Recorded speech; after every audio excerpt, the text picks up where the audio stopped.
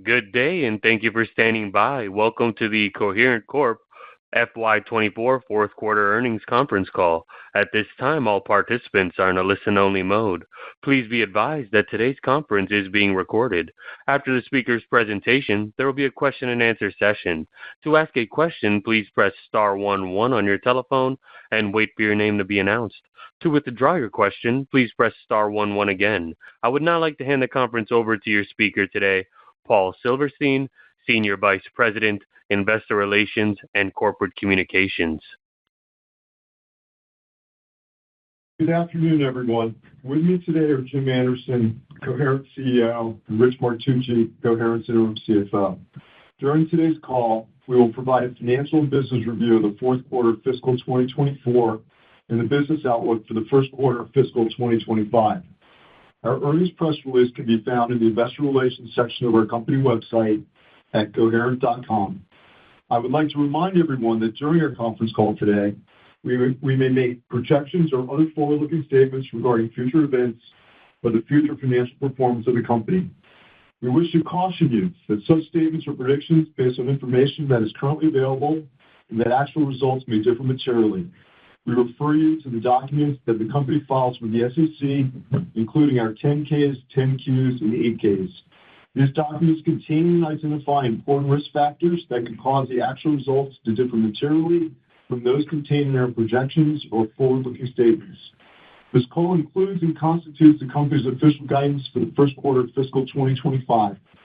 If, at any time after this call, we communicate any material changes to this guidance, we intend that such updates can be done using a public forum, such as a press release or publicly announced conference call. We will refer to both GAAP and non-GAAP financial measures during this call. By disclosing certain non-GAAP information, management intends to provide investors with additional information to permit further analysis of the company's performance and underlying trends. For historical periods, we provided reconciliations of these non-GAAP financial measures to GAAP financial measures that can be found on the Investor Relations section of our website at coherent.com. Now, let me turn the call over to Jim Anderson, our CEO. Thank you, Paul, and thank you, everyone, for joining us on our call today. It's been a little over 2 months since I joined Coherent, and I'm more excited today about the potential of this company and the opportunity for shareholder value creation than the first day I joined. I want to start by thanking my predecessor, Chuck Mattera, for his over 20 years of service to the company, including his last 8 years as CEO. Chuck's tireless dedication and leadership of Coherent has had a tremendous lasting impact on the company, and on behalf of all of our employees and our board of directors, I want to once again thank him for his service and wish him all the best. I'd also like to take the opportunity to thank my new Coherent teammates for the incredibly warm welcome to the company. In these first weeks, I've met with employees at many of our locations across the world. I'm deeply impressed with the exceptional depth and breadth of talent, as well as the determination and hard work of my teammates. I look forward to working side by side with them to unlock the full potential of the company. Since joining Coherent, I've received a number of questions from employees and shareholders regarding my initial impressions on the business and our long-term strategic direction. I've also been asked about my reasons for joining Coherent and what drew me to this opportunity. Let me start with what I found most attractive about joining Coherent. Simply put, it was a combination of the innovation this company is driving and the revenue growth potential that's ahead of us. Innovation is the lifeblood of the technology industry, and Coherent is a deeply innovative company. Over the course of my career in the tech industry, I've worked at many innovative companies, and I can tell you firsthand that the innovation happening every day in this company is absolutely world-class.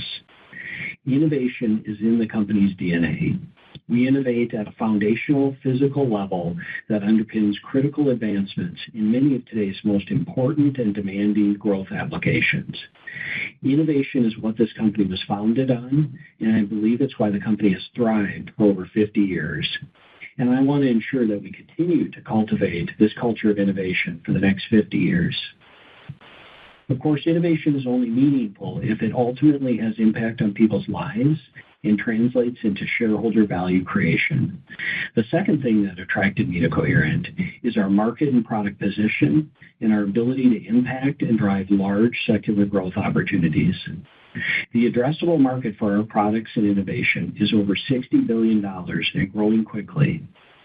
Coherent is an industry leader across many product lines, and we're driving innovation in secular growth applications that will change how we live and work. One of the most exciting growth opportunities is our optical transceiver technology, which underpins and drives the high-speed connectivity required by new AI data centers. While I believe this is a tremendous opportunity for the company, there are many other examples of secular growth opportunities ahead of us. Opportunities such as next-generation telecom systems, advanced displays, semi-cap equipment for next-gen fabs, industrial automation and robotics, EVs, and many others. We are well-positioned across multiple long-term secular growth markets. My responsibility is to translate our innovation engine and growing market opportunity into market-leading revenue growth, expanding profitability, and industry-leading shareholder value creation. To achieve these goals and unlock shareholder value, I'm focused on three key areas of improvement. Number one, our culture. Number two, our strategy. And number three, our execution. On the culture front, I love our innovation-focused culture, which we will absolutely continue to embrace. But there's also opportunity for improvements in our culture.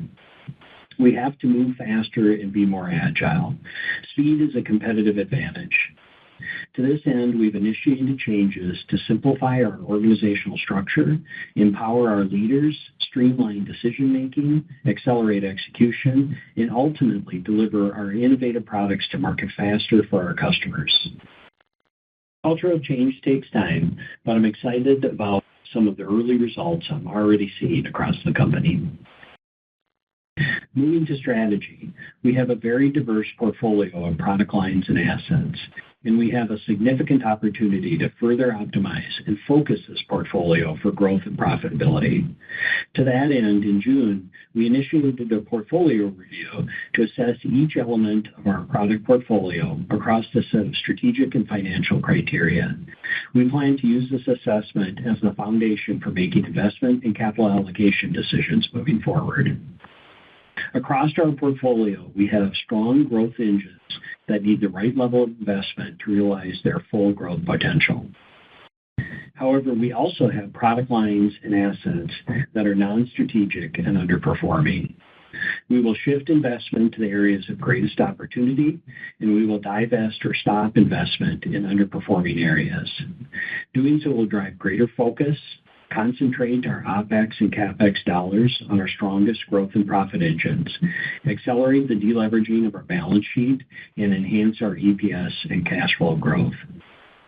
While I won't be going into the specific areas of investment and disinvestment on today's call, we plan to hold an investor and analyst meeting in the coming quarters that will lay out our strategy for the company. This will include our market growth opportunity, our key technology and product line growth investments, and our operational strategy, as well as our long-term target business model. Finally, the third area of focus for improvement is operational excellence. I believe we have significant opportunity to improve our operational efficiency and effectiveness moving forward. Let me touch on a few examples of the opportunity ahead of us. After meeting with many of our top customers and partners, it's clear to me that we can improve our revenue growth by engaging our customers in a more strategic way that is less transactional and more focused on building deep, multi-generational partnerships. Our customers definitely view us as an industry innovator, but we need to improve our roadmap execution fidelity, accelerate our time to market on key technology transitions, and become a trusted innovation partner to our customers.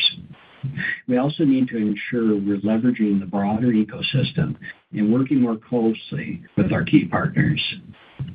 Beyond top-line growth, we need to improve our gross margin. Frankly, our gross margin is too low. I believe we should be operating at a consistent, sustainable gross margin level above 40%. On pricing, it's clear we have room for improvement.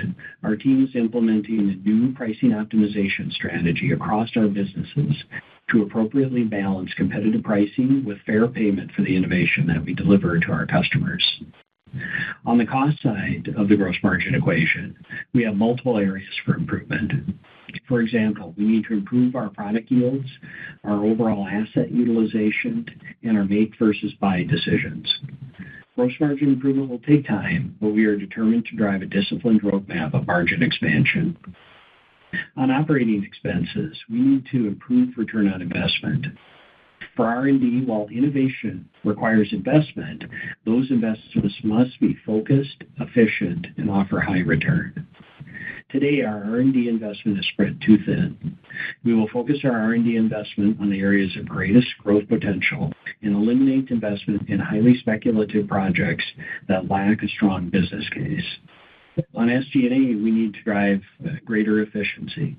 We will execute on our in-flight synergy and efficiency programs while finding new ways to better leverage our significant scale.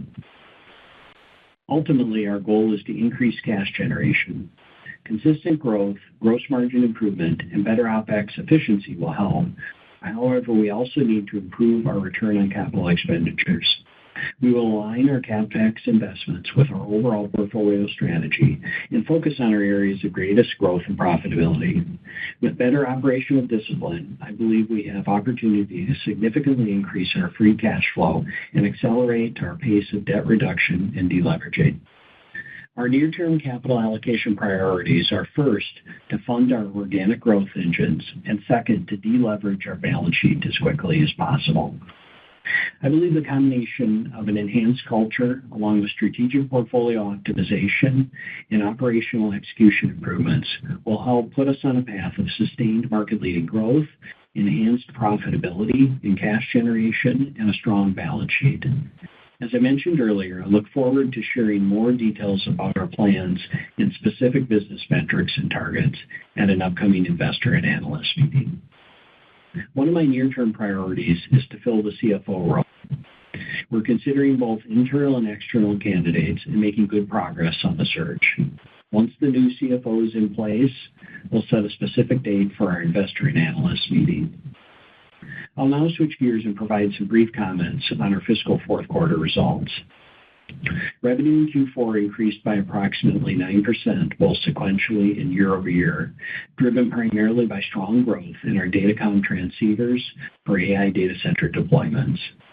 Non-GAAP gross margin expanded by 145 basis points sequentially, due primarily to recovery from the transitory issues that impacted our Q3.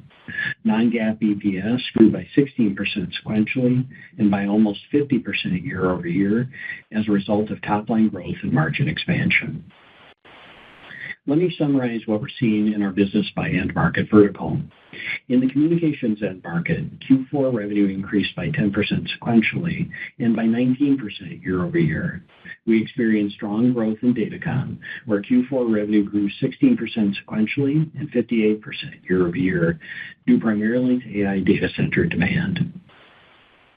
We saw strong sequential growth in our 800G datacom transceiver revenue in Q4 and are also seeing increasing orders and backlog for the current and future quarters. We also delivered initial samples of our 1.6T datacom transceivers, which we expect to begin ramping in calendar 2025. Our new datacom optical switch platform is progressing well and is generating significant customer engagement, and we expect to enter customer trials in calendar 2025. Growth in datacom is partially offset by a 6% sequential and 38% year-over-year decline in telecom revenue due to end market weakness. Although we expect the telecom end market to remain weak in the near term, we also expect to ramp our new 100G ZR and 400G ZR+ coherent transceivers over the course of our fiscal year. Overall, we expect the communications market to be a strong long-term growth factor for the company.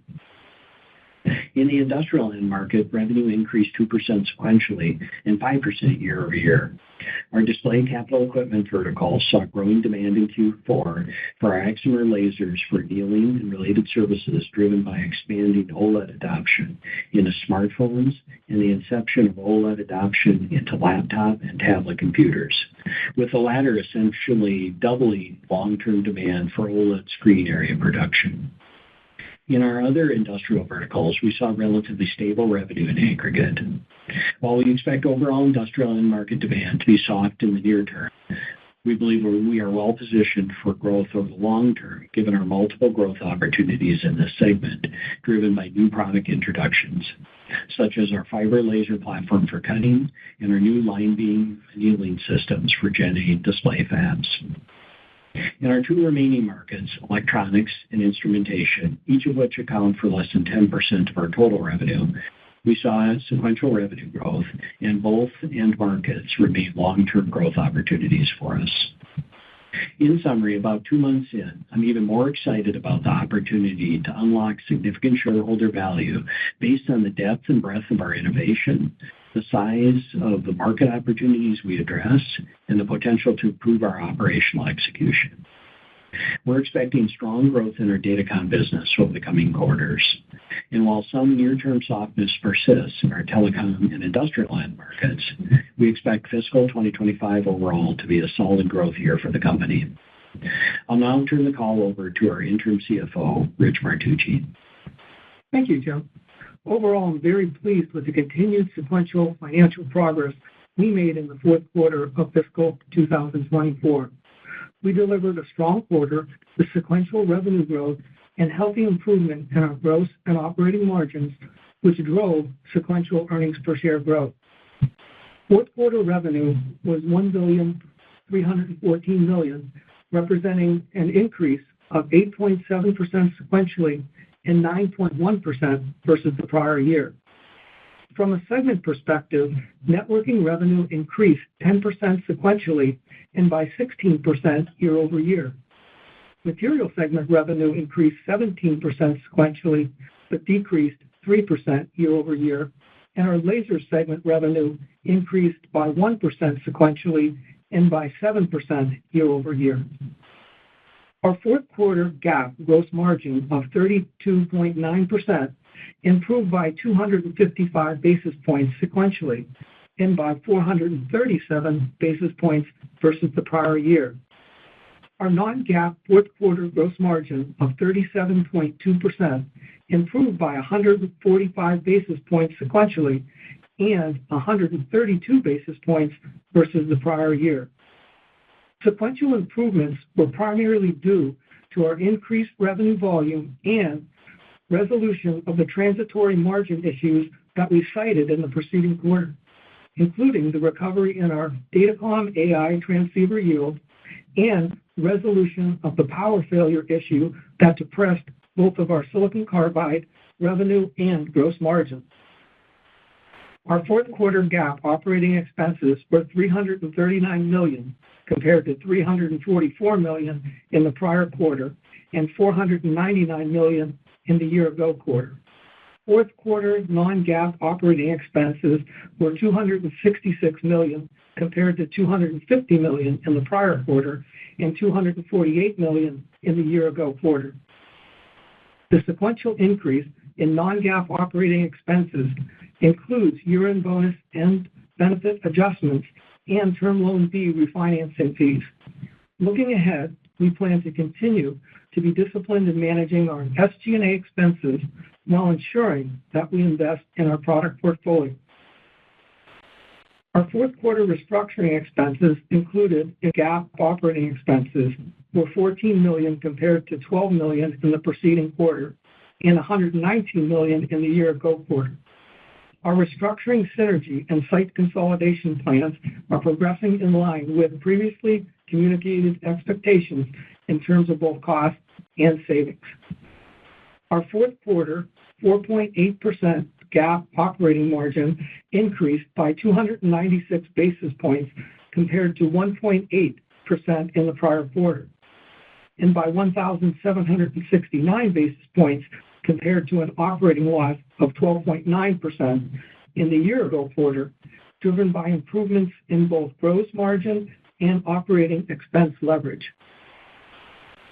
Our fourth quarter 17% non-GAAP operating margin increased by 191 basis points compared to 15.1% in the prior quarter and by 162 basis points compared to 15.4% in the year-ago quarter, driven by improvements in both gross margin and operating expense leverage.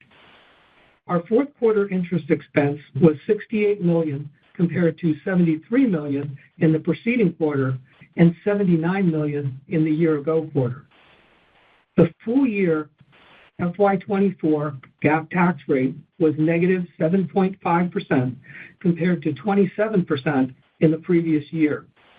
The full year FY24 non-GAAP tax rate was 20.7% compared to 18.2% in the previous year. Fourth quarter GAAP earnings per diluted share was negative 52-cent loss compared to a 29-cent loss in the prior quarter and a $1.54 loss in the year-ago quarter. Fourth quarter non-GAAP earnings per diluted share was 61 cents compared to 53 cents in the preceding quarter and 41 cents in the year-ago quarter. We generated $162 million in cash from operations in the fourth quarter compared to $117 million in the prior quarter and $182 million in the year-ago quarter. Fourth quarter capital expenditures were $100 million versus $93 million in the preceding quarter and $93 million in the year-ago quarter.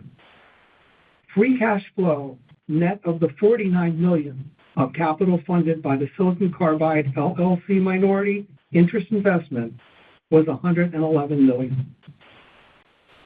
We paid down $64 million in debt during the quarter and a total of $229 million for all of fiscal 2024. Total debt at the end of FY24 is $4.17 billion. Unrestricted cash increased to $926 million from $899 million in the prior quarter. Restricted cash set aside for our Silicon Carbide LLC subsidiary decreased to $858 million from $889 million in the preceding quarter. In summary, moving forward, the company will continue to be laser-focused on investing in organic growth, improving operating leverage, prudent capital investment, and executing on paying down debt. Now I will turn to our guidance for the first quarter of fiscal 2025. Revenue is expected to be between $1.27 billion and $1.35 billion.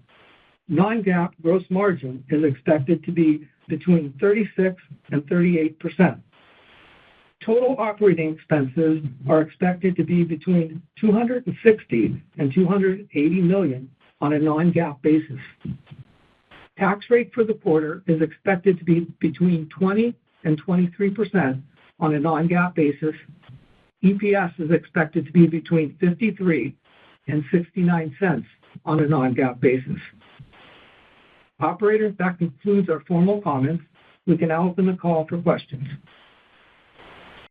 Thank you.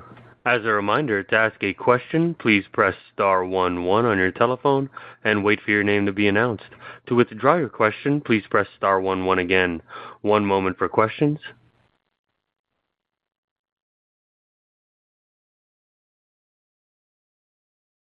Our first question comes from Samik Chatterjee with J.P. Morgan. You may proceed.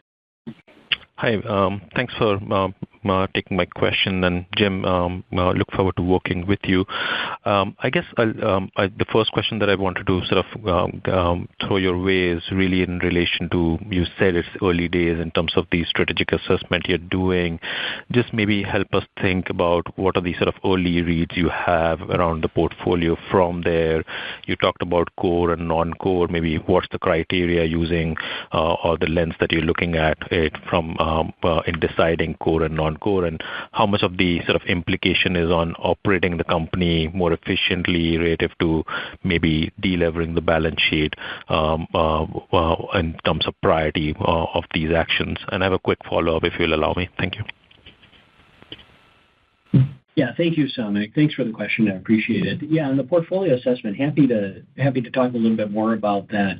I'm really pleased with the work that the team's been doing on this over the last couple of months. And think about the portfolio assessment as really work that we're doing to really build a foundation for our strategy going forward. And then the ultimate goal of it is to really make sure that the company is concentrating all of its assets, whether that's OpEx or CapEx, on the areas of greatest growth and profitability over the long term. And so that's really the ultimate goal. And the way we're approaching it is we're stepping back and looking at the entire company portfolio. We're breaking down the company into each one of its individual product line divisions, and then we're grading each one of those on a set of strategic and financial criteria. And then what we're doing is putting each one of the businesses into one of four categories, and happy to share a little bit more about that. The four categories are what do we think are the big growth engines for the company moving forward? What are the profit engines? What are the kind of longer-term bets that the company is making? And then what are those businesses that we think are non-strategic or underperforming? When we say growth engines, those are businesses that we believe are going to drive long-term above-market growth for us. Profit engines are businesses that may be growing a little slower, but are generating really healthy levels of profit. Long-term bets are businesses that we're investing in today that have a longer ROI than typical for us, but may have big payoff at the end. And then the non-strategic and underperforming businesses are really businesses that just don't fit with the overall portfolio or are significantly underperforming our financial targets. And really with that foundation built, and that work is really concluding through the course of this month, we'll be taking a set of actions to concentrate our assets or our investment on those areas of greatest growth, as I said, and then either divesting or shutting down investment in those underperforming or non-strategic businesses. So, certainly expect to hear more about that, from us over the coming quarters.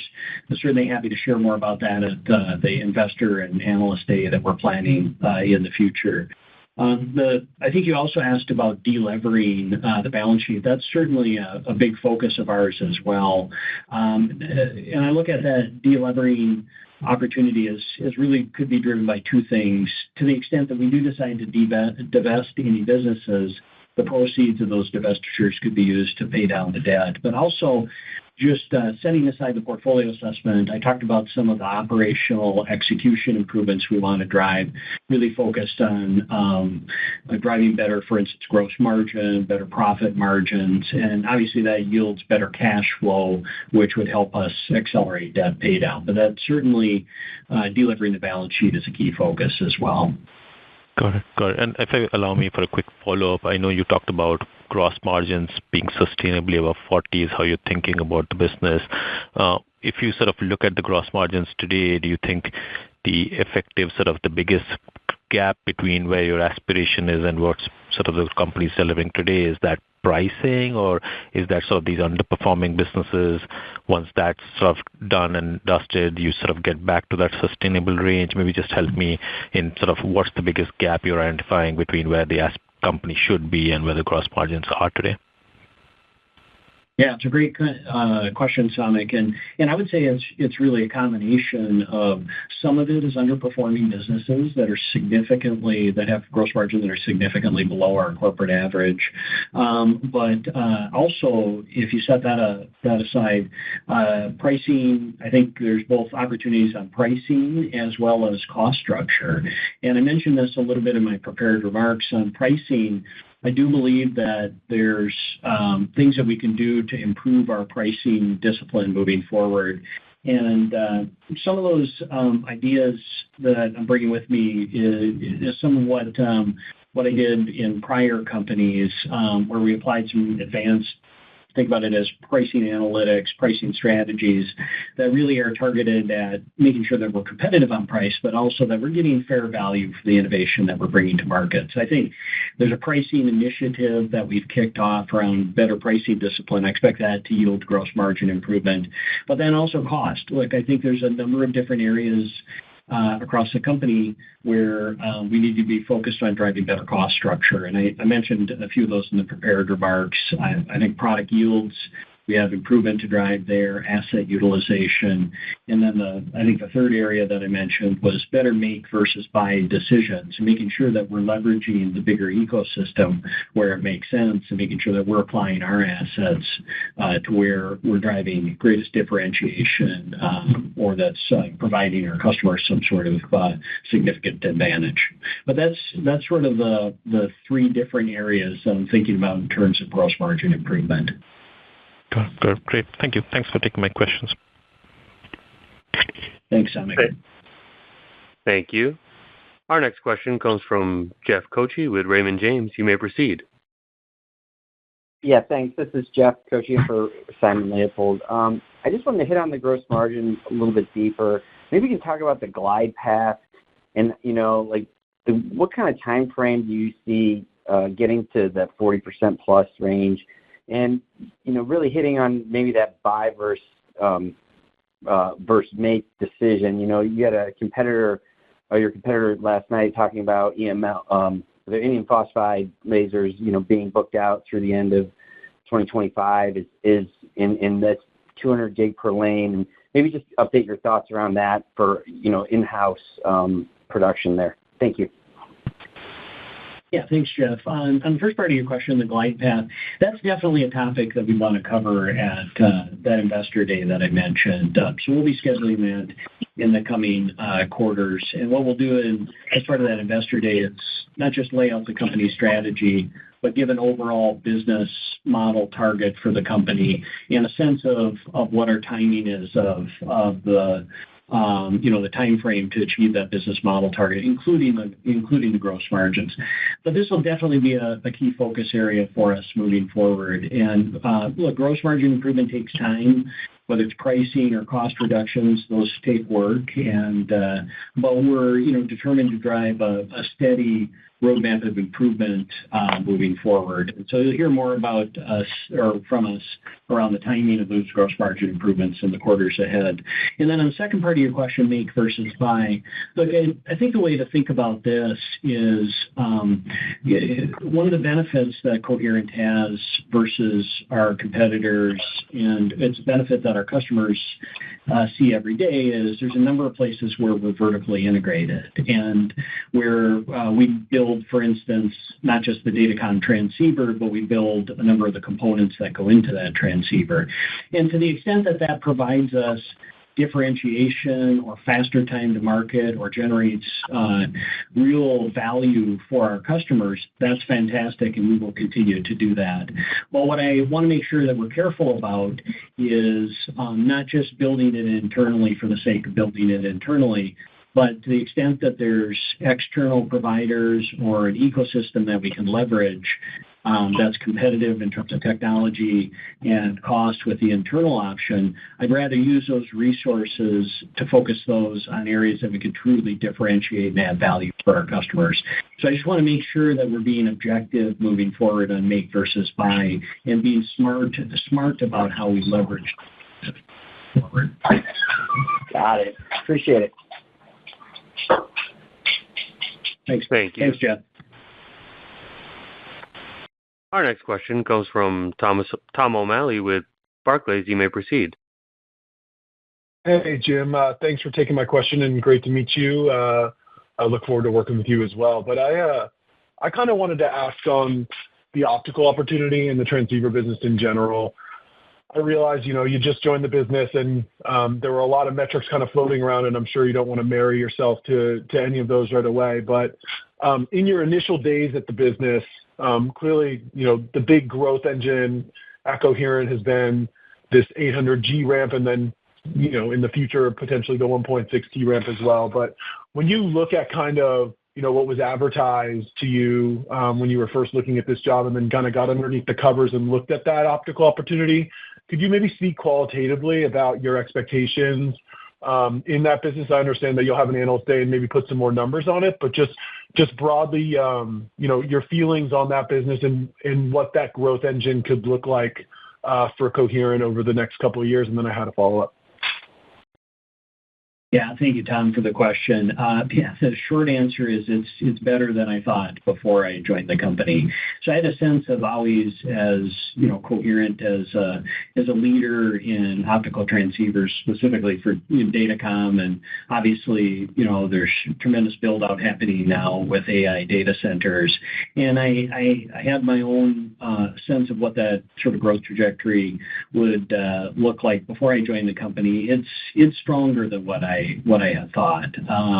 And we've seen just over the last, I would say, 4 to 6 weeks, as I've spent a lot of time with our top customers across all of our different product lines, but especially in our datacom business, I've gotten a much better sense for the opportunity that's in front of us, and I would say it's a very strong opportunity, and we continue to see demand strengthening, forecasts strengthening, billings, backlog. So we view this as a really key growth area for the company. The 800 gig ramp is very exciting for us, and then also I was really pleased with the team's execution on the 1.6T. They delivered samples of 1.6T just over the past few weeks, month. I think that was a key milestone for us, and we're looking forward to ramping 1.6T next year. But I think it's an exciting growth area for the company. Now, I'll say that, but I also want to make sure that we recognize that there are other growth areas within the company as well. I know I'm excited about datacom and AI data centers, but there's a number of other good areas of growth within the company. I mentioned a few of them in my prepared remarks. So one of the things I think is a strength of Coherent is not that it's just the innovation that I talked about, but we do have a wide portfolio of growth opportunities across our other businesses as well. And I think that makes for a really strong long-term portfolio that's a diversified portfolio of growth moving forward. So, definitely I'll share more thoughts on all of those growth engines at that Investor Day. Perfect. And then the second one is just a little more tactical in regards to kind of what we heard last night from your competitor, who was talking about an improving telecom market into the September quarter. It sounded as though you were a little more cautious. Just can you describe what you're seeing from those customers just in the short term? This is less of kind of a long-term strategic question, but just a sense check on, are you seeing that market recovering with legacy products? Are new product introductions kind of picking up? That's what was kind of echoed last night. Newer products kind of growing at customers. Just the puts and takes on what you're seeing in the telecom market, just because visibility has been pretty bad, inventory levels have been high. Where are we at in that correction kind of off the bottom? Thank you. Yeah, thanks, Tom. And I'm going to separate it out into just purely end market comments versus I'll come back and talk about some of the new products that we have ramping here. So just purely end market, I guess we're taking a more cautious view on the market. I don't believe that we're completely out of the woods as an industry on the telecom market. Significant destocking has happened in that market, and that's good, right? The telecom market had built up significant inventory. I think most of that destocking is largely behind us, but I think there are still pockets of inventory that are out there. And so our outlook on the telecom market through the next, I would say, at least 6 months and probably into the following 6 months is a bit more of a cautious outlook.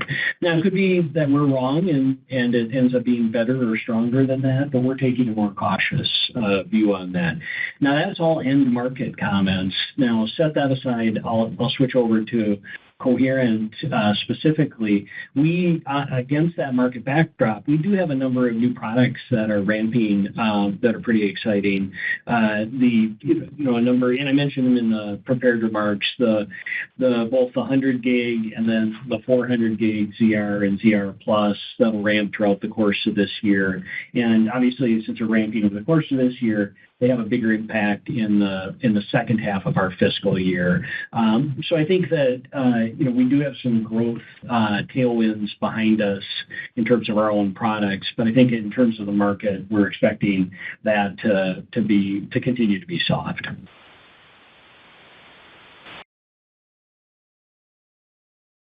Thanks, Tom. Operator, next question. Thank you.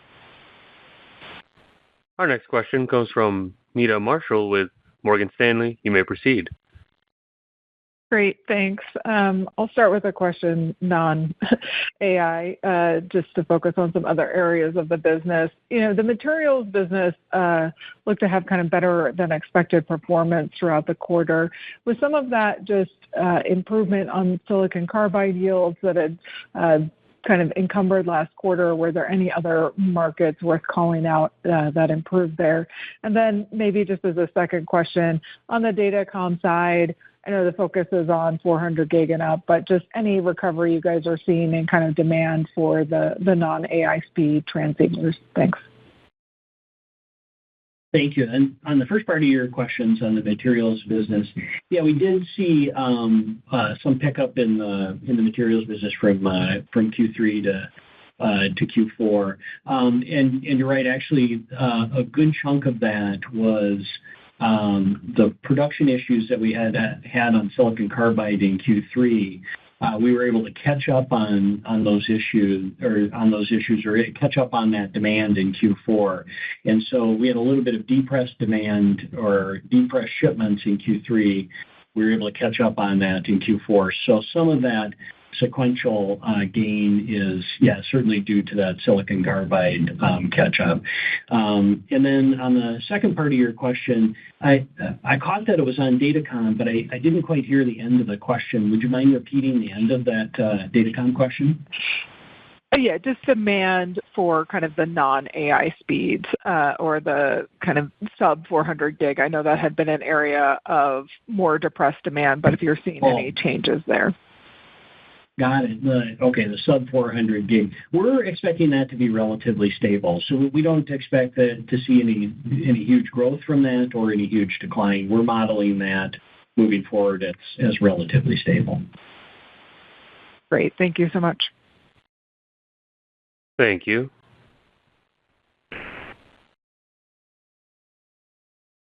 Our next question comes from Karl Ackerman with BNP Paribas. You may proceed. Yes, thank you. Jim, you spoke about the need to have less transactional revenue and the ability to improve pricing going forward. Given your innovation and leadership in high-speed optical transceivers, could you discuss the breadth of hyperscale engagements within datacom and whether this customer demand is resulting in extended volume commitments and order visibility provided to you so that you may enable those customers to meet their data center build-outs? Thank you. Yeah, thanks, Karl.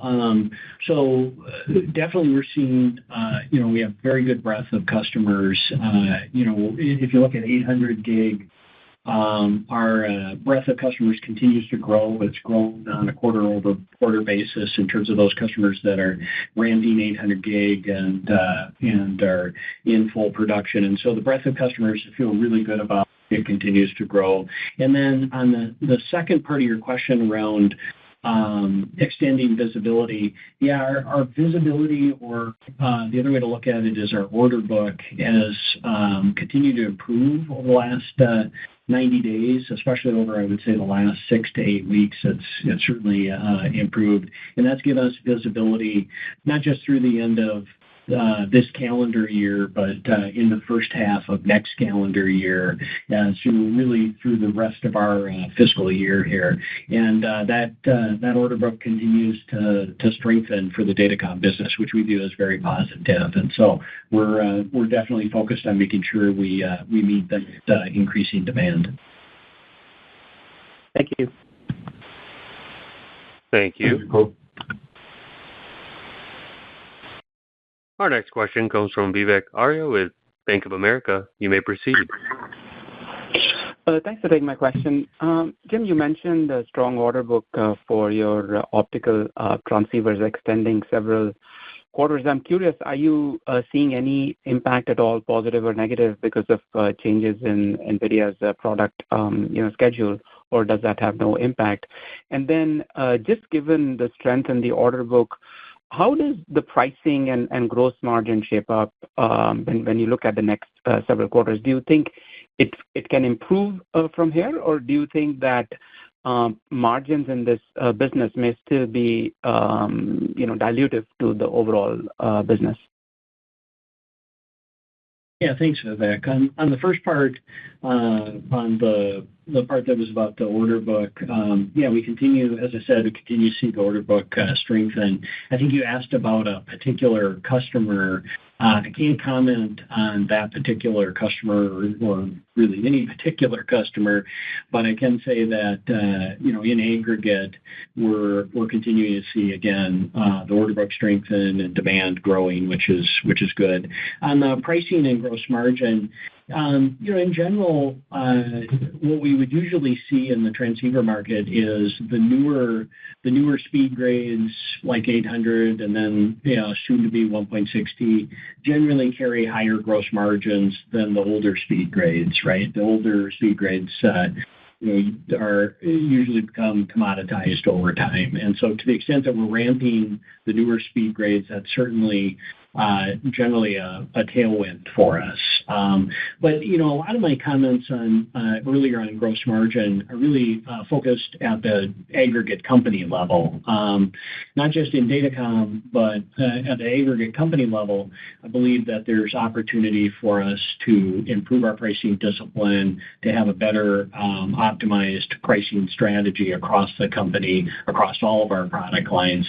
And then also, there's a number of cost structure improvements that I think the company has opportunity to improve, not just in Datacom, but across some of our other product lines as well. Right.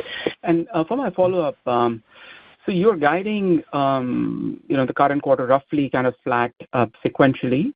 What are the puts and takes from the different segments? And I know you're not guiding to December, but should we assume that those same end market trends follow in December also, or do you think that there is the prospect for some sequential improvement as we look at December, just from a broad end market perspective?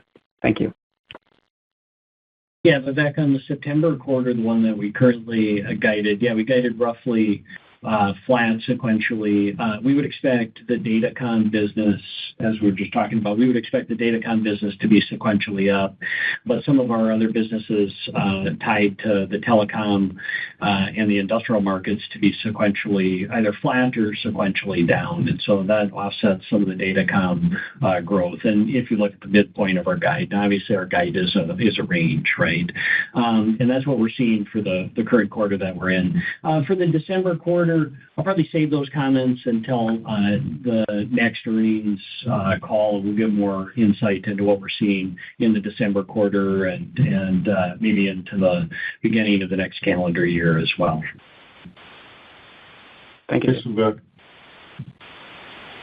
Thank you. Our next question comes from Atif Malik with Citi. You may proceed. Thank you. This is Papa Silla for Atif. Thank you for taking my question. I guess my first question was around the industrials business. I guess just looking at it sequentially, we saw a little bit of a deceleration versus last quarter. So we were just wondering if you can touch a little bit on the percentage there, or perhaps just touch on areas that last quarter kind of some difficulties such as precision manufacturing, EUV, semicap back end, and how they are doing this quarter. Yeah, thanks for the question. Yeah, on kind of the broad base of industrials in aggregate, we did see a little bit of sequential improvement in aggregate in the industrials from Q3 to Q4. But moving into the current quarter, as I just mentioned on the prior question, we're assuming that both the telecom as well as the industrial space are either kind of flat sequentially, or there's some segments that are sequentially down. And that offsets, we're assuming that offsets some of the Datacom sequential growth that we're expecting in the current quarter. Got it. And for my quick follow-up, I wanted to touch a little bit on the AI front, particularly on the laser front of things for 1.6T. So I guess our understanding is that from an industry-wide perspective, all three technologies, so VCSEL, EML, SiPho, have their own pockets of demand. So we were just wondering from your end, can you touch on engagement across those three and kind of what those mix look like currently and what they might look like maybe 2-3 quarters down the line? Yeah, I think one of the great things about Coherent is, look, we have a really wide portfolio of technology, and so we develop our own VCSELs, we manufacture our own VCSELs, we do the same in EML, indium phosphide, we develop and manufacture in-house. So we both develop and manufacture a number of those lasers in-house, but then where it makes sense, we also source some of those lasers externally as well, right? And so for 1.6T, or any technology beyond that as well, we'll always make best use of whatever we think is the best technology to bring the most advanced, most innovative product to market for our customers. Whatever gives us the biggest technical advantage versus our competition and the biggest differentiation for our customers, we'll always select that technology. Whether it's developed in-house or whether we source it externally, we'll select the best technology that benefits our customers. So I think I probably won't give any prognostication on 1.6T and how much of it will be VCSEL versus other technologies. But we'll probably share more about that as we get closer to 1.6T production ramp. Got it. Thank you. Thank you. Our next question comes from Ruben Roy with Stifel. You may proceed. Thank you, and hi, Jim. I wanted to I know you had a lot of questions on the strategy, and I appreciate the commentary, high level, Jim, but I wanted to just maybe talk about pricing optimization one more time. And you talked about some successful turnarounds that you've had, and I've watched the last one, which was tremendous and in short order. And I'm just wondering if you could comment a little bit, given that the breadth of products and markets, customers, et cetera, is a lot different, I think at Coherent than at the last turnaround that you were working on. So just how are you thinking about timing and kind of is this a multi-year strategy from an optimization strategy to get some of those margins that you want to get to, or any kind of high level commentary on that would be helpful. Yeah, thanks, Ruben. Look, all businesses, Coherent is a different business. Every business has its own dynamics, and Coherent itself has a wide range of different businesses within its portfolio. So it's a little bit different business by business. But as I spend time with both our business leaders, our general managers, our sales team, as well as time with our customers, I do think there's opportunity for us to be better in terms of our pricing discipline and how we price our products in the market. And again, striking that right balance between being competitive in the market, but making sure we get paid for the innovation that we drive. And I think that there are some approaches, strategies, tactics, and analytics that I've used in my past across multiple different businesses that I think are universal and can be applied to some of the businesses within Coherent as well. And so that's certainly what we're working on now. We've kicked off already that sort of bigger pricing optimization strategy work. We're driving that across the company. Now that does take time. It's not something that turns on like a light switch. Some of those initiatives take longer time to achieve. Some of those are near term. Some can provide short-term benefit. But there's a wide range of initiatives that we're beginning to drive, and those will yield benefit over time.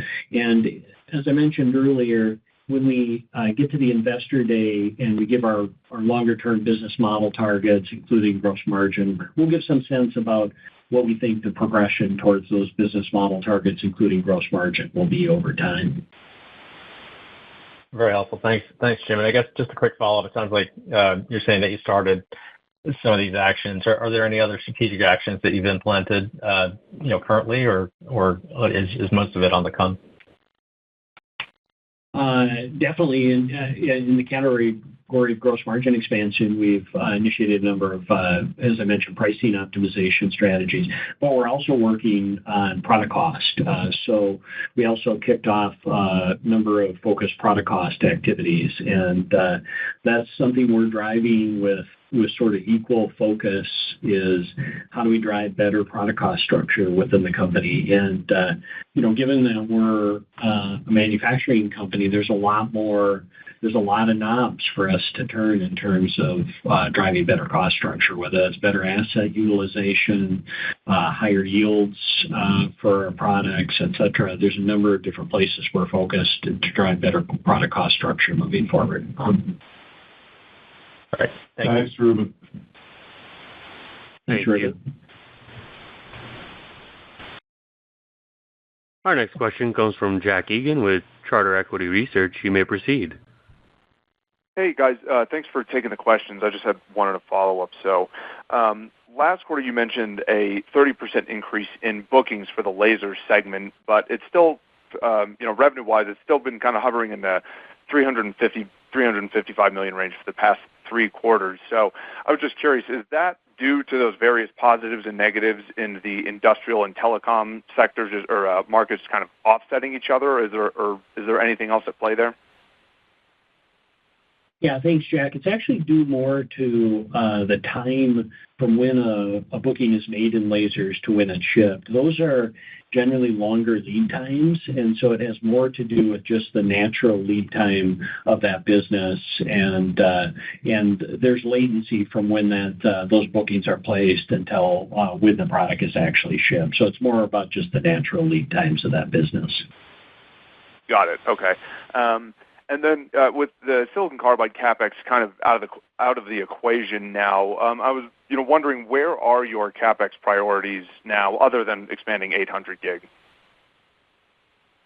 Yeah, I would say the number one priority in terms of CapEx, setting aside silicon carbide, is making sure that we have the capacity in place to support the growing demand that we're seeing in the datacom business. And so, right now, 800 gig capacity, but we're also building out 1.6T capacity as well and making sure we're ready for that ramp. So, I would say that's our priority one right now in terms of capital expense. Thank you, Jack. Thanks, Jack. Thank you. Our next question comes from Ananda Baruah with Loop Capital. You may proceed. Hey, yeah, thanks, guys. Good afternoon. Thanks for taking the question. And yeah, Jim, great to meet you and look forward to working with you. Just one for me. Do you have any thoughts, Jim, on, this is a transceiver question. Do you have any early thoughts on potential for share gain, kind of share gain percent over the next couple of years? And have you yet begun to see the big data center customers begin to sort of index more towards U.S.-based transceiver producers? Thanks. Yeah, thanks, Ananda. That's a great question.